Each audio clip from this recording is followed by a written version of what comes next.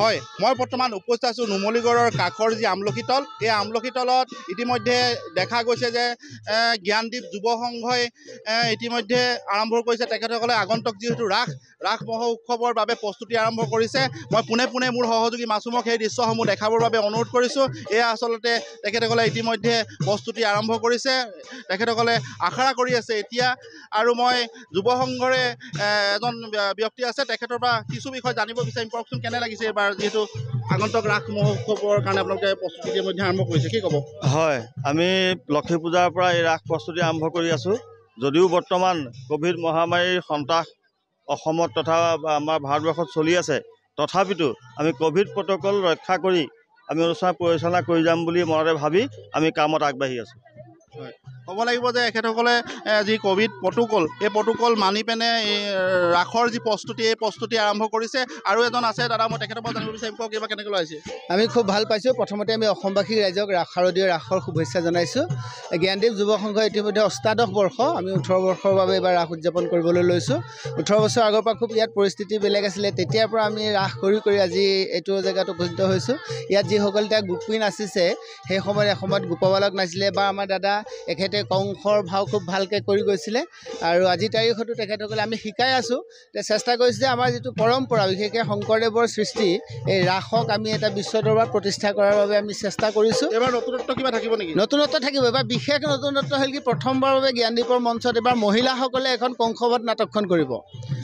কংসবধৰ যেতিয়া গোটেই কংস, কালকেতু, দৈৱকী, বসুদেৱ সকলো মহিলাই, ইয়াৰ বকাসুৰ বঘাসুৰ যিমানকেইটা আছে, আটাইকেইটা চৰিত্ৰ মহিলাই ৰূপায়ণ কৰিব। প্ৰথম নিশা আমি সেইটো ৰাইজলৈ আগবঢ়াম। দাদা, গম পাইছোঁ যে আপুনি কংস ভাও আগত কৰিছিলে, কংসৰ অকণমান কিবা শুনাব নেকি? হয়, সঁচা, অতি সঁচা, আনন্দত মিলিল বিঘিনি, মনত পৰিছে আজি মোৰ সেই ধৈৰ্যটিৰ বৰে, আনন্দত আপোন পাহৰা হৈ পাহৰিছোঁ আপোনাৰ ভূত ভৱিষ্যতে, সাৱধানে কৰি দিছে সৌ আকাশী বাণীয়ে, সোঁৱৰাই দিছে মোৰ কৰ্তব্য নিজৰ কালকেতু।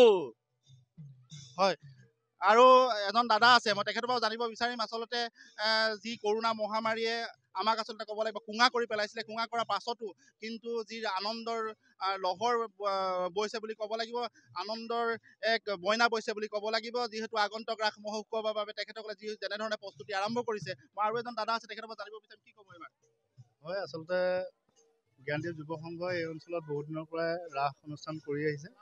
যিহেতু আপোনাৰ 1993 চনতে স্থাপিত জ্ঞানদীপ যুৱ সংঘই শিল্পী কলা কুশলী সৃষ্টিত এই ধৰণৰ অনুষ্ঠানৰ জৰিয়তে এক গুৰুত্বপূৰ্ণ পদক্ষেপ গ্ৰহণ কৰি আহিছে। আৰু আপোনালোক সকলোৱে জানেই চাগে যে ইয়াৰ পৰাই কেইবাগৰাকীও শিল্পী ইতিমধ্যে টিভি বা চিৰিয়েল এনেকুৱা কিবাকিবি কৰিবলৈ সক্ষম হৈছে। আমাৰ যোৱা বছৰ যিহেতু আমাৰ এই কৰোণাৰ ত্ৰাস চলি থকাৰ বাবে আমি যোৱা বছৰ এই অনুষ্ঠান আমি উদযাপন কৰিব নোৱাৰিলোঁ, কিন্তু এইবাৰ আমি নিয়ম নীতিৰ মাজেৰে আগবাঢ়িছোঁ। কিমানখিনি সফল হওঁ আমি নাজানো। বৰ্তমান সময়ত আমি প্ৰশাসনৰ পৰাও অনুমতি আমি বিচাৰিছোঁ। সেই অনুমতি যদি পাওঁ, আমি 3 দিনীয়া কাৰ্যসূচীৰে আমি ৰাস উদযাপন কৰিম। যিসকলে আচলতে আখৰা কৰি আছে, আখৰা কৰি থকাৰ সকলকো মই সুধিব বিচাৰিম। ভণ্টি, কোৱাচোন কেনেকুৱা লাগিছে এবাৰ? ভালে লাগিছে।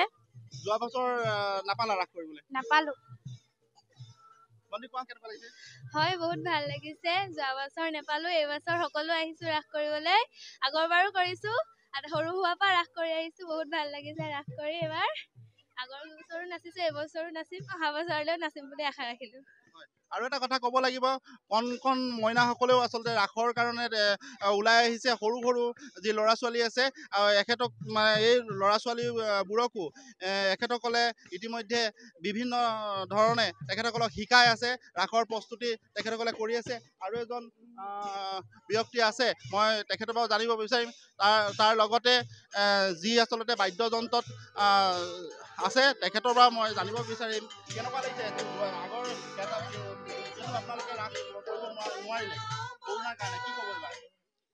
আচলতে আমি খুবেই দুখিত, যিহেতু যোৱাবাৰ আমি এইটো অনুষ্ঠান অনুষ্ঠিত কৰিব নোৱাৰিলোঁ।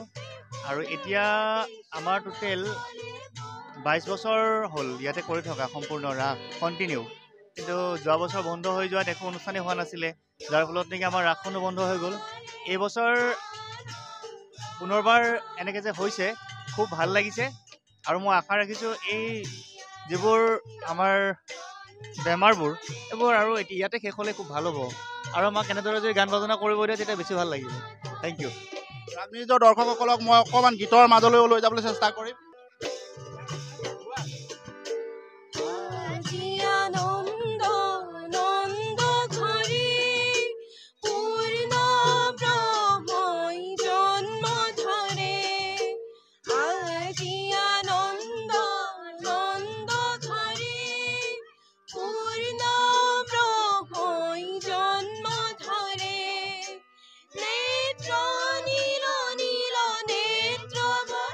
হয় জ্ঞানদীপ যি যুৱ সংঘ এই যুৱ সংঘই এনেদৰে আচলতে ৰাসৰ প্ৰস্তুতি কৰিছে